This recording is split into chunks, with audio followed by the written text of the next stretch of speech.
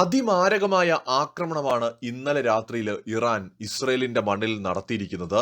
സത്യത്തിൽ ലോകത്തെ ഒട്ടാകെ ഞെട്ടിച്ച ഒരു ആക്രമണം. ഒന്നോ രണ്ടോ മിസൈലുകളല്ല, 200-ലധികം മിസൈലുകളാണ് ഇറാൻ ഇസ്രയേലിലേക്ക് ഇന്നലെ തൊടുത്തുവിട്ടത്. നിരവധി ബാലിസ്റ്റിക് മിസൈലുകൾ ഉപയോഗിച്ചുകൊണ്ടാണ് ഇസ്രയേലിന്റെ സൈനിക കേന്ദ്രങ്ങളെയും ഇൻഫ്രാസ്ട്രക്ചറിനെയും അടക്കം ലക്ഷ്യമിട്ടുകൊണ്ട് ഇറാൻ ആക്രമണം നടത്തിയത്. ലോകത്തെ മികച്ച വ്യോമ പ്രതിരോധ സംവിധാനങ്ങളൊക്കെ കൈവശമുള്ള ഇസ്രയേൽ ഒരു പരിധിവരെ ഈ ആക്രമണങ്ങളെ പ്രതിരോധിക്കുന്നത് ദൃശ്യങ്ങളിൽ കാണാമെങ്കിലും പലയിടങ്ങളിലും വലിയ രീതിയിലുള്ള സ്ഫോടനങ്ങൾ ഉണ്ടായിട്ടുണ്ട്. അതായത് എല്ലാ മിസൈലുകളെയും തടയാൻ ഇസ്രയേലിന്റെ വ്യോമ പ്രതിരോധ സംവിധാനങ്ങൾക്ക് കഴിഞ്ഞിട്ടില്ല എന്ന് മനസ്സിലാക്കാൻ സാധിക്കും.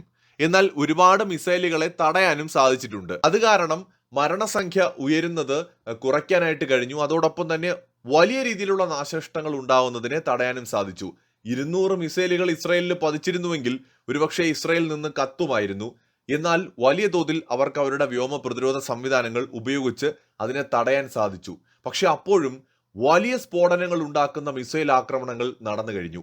അതിന്റെ ദൃശ്യങ്ങളെല്ലാം പ്രേക്ഷകരെ കാണിക്കാൻ പറ്റില്ല.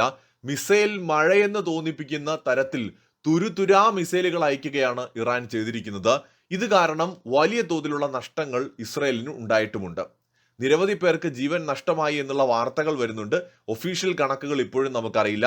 മൊസാദിന്റെ ഉൾപ്പെടെയുള്ള കേന്ദ്രങ്ങൾ ലക്ഷ്യമിട്ടുകൊണ്ടുള്ള ആക്രമണമാണ് ഇസ്രയേലിന്റെ ഭാഗത്തു നിന്ന് ഉണ്ടായതെന്നാണ് സൂചന. നേരത്തെ ഹിസ്ബുള്ളയുടെ ഭാഗത്തു നിന്നും വലിയ തോതിലുള്ള ആക്രമണങ്ങൾ ഉണ്ടായിരുന്നു. അത് നാശനഷ്ടങ്ങൾ വരുത്തുകയും ചെയ്തിരുന്നു. തൊട്ടു പിന്നാലെ അമേരിക്ക മുന്നറിയിപ്പ് കൊടുത്തു, ഇറാൻ ആക്രമണം ആസൂത്രണം ചെയ്യുന്നുണ്ട് എന്ന്. ഈ ഒരു മുന്നറിയിപ്പ് വന്ന് ഏതാനും മണിക്കൂറുകൾക്കുള്ളിൽ തന്നെ ഇറാന്റെ അതിമാരകമായ ആക്രമണം ഉണ്ടായിരിക്കുകയാണ്. ഇതേ തുടർന്ന് ബ്രിട്ടൻ ഇത് വളരെ ഉത്തരവാദിത്വമില്ലാത്ത പെരുമാറ്റമായി പോയി എന്ന് പറഞ്ഞുകൊണ്ട് ഈ വിഷയത്തിൽ പ്രതികരിച്ചിട്ടുണ്ട്. അതേസമയത്ത് ഈ ഇസ്രയേലിന്റെ അഗ്രഷനുള്ള മറുപടിയാണ് തങ്ങൾ കൊടുത്തത് എന്ന് ഇറാനിയൻ പ്രസിഡന്റ് പറയുന്നു. എന്നാൽ കൂടുതൽ സഹായങ്ങൾ ഇസ്രയേലിന് നൽകാനുള്ള അടിയന്തര തീരുമാനം അമേരിക്കയുടെ ഭാഗത്തു നിന്നുണ്ടായിരിക്കുകയാണ്. ട്രംപ് ഈ ഒരു ഘട്ടത്തിൽ ഇസ്രയേലിന് നേരെ ഇത്തരം ഒരു ആക്രമണം ഉണ്ടായിട്ടും കാര്യമായിട്ട് ഇടപെടാൻ കഴിയാത്ത കമലാ ഹാരിസിനും ബൈഡനും എതിരായിട്ട് നിശിത വിമർശനം ഉന്നയിച്ചുകൊണ്ട് ഇന്നലെ ഒരു വീഡിയോ പോസ്റ്റ് ചെയ്തിട്ടുണ്ട്. 200-ലധികം മിസൈലുകളാണ് ഇസ്രയേലിനെ ലക്ഷ്യമിട്ടുകൊണ്ട് ഇറാൻ തൊടുത്തുവിട്ടു എന്നുള്ളത് ഇസ്രായേൽ പട്ടാളത്തെ പോലും ആകെ ആശയക്കുഴപ്പത്തിലാക്കിയിട്ടുണ്ട് എന്ന് വ്യക്തം. ഇതിൽ പല മിസൈലുകളും ഇസ്രയേലിന്റെ ഹൈവേകൾ തകർക്കുന്ന ദൃശ്യങ്ങൾ കാണാൻ സാധിച്ചിട്ടുണ്ട്. അതുപോലെ തന്നെ അവരുടെ പല കെട്ടിടങ്ങളിലും ജനവാസ കേന്ദ്രങ്ങളിലും അടക്കം വലിയ തോതിലുള്ള നാശനഷ്ടങ്ങൾ ഉണ്ടാക്കുന്നതും കാണാൻ സാധിച്ചിട്ടുണ്ട്. ഇതിനിടയിലെ 2 ഭീകരവാദികൾ ഒക്ടോബർ 7 മാതൃകയിൽ ഇസ്രയേലില് സാധാരണക്കാരെ അടക്കം വെടിവെച്ച് കൊലപ്പെടുത്തിയ സംഭവം കൂടി ഉണ്ടായിട്ടുണ്ട്.